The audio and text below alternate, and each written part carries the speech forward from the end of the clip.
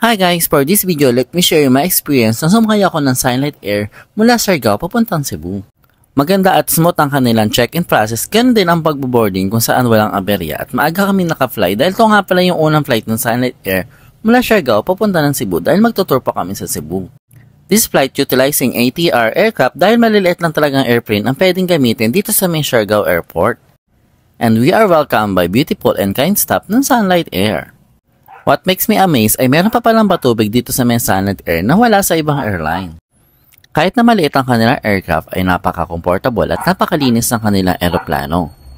Mabilis nga lang pala yung boarding process ng aircraft na to dahil bukod sa maliit ay konting seats lang ang sinasakay dito kaya mabilis kayo makakapag-take off going to your destination. In the middle of the flight, hindi ko na-expect na meron palang silang in-flight snack na binigay gaya ng banana chips, coffee or orange juice at kung anong gusto nyo.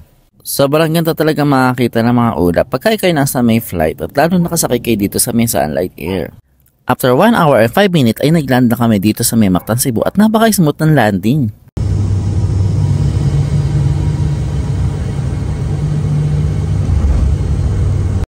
For booking and inquiries, please follow the Facebook page and check their website Sunlight Air PH. Ganito na lang, paalam!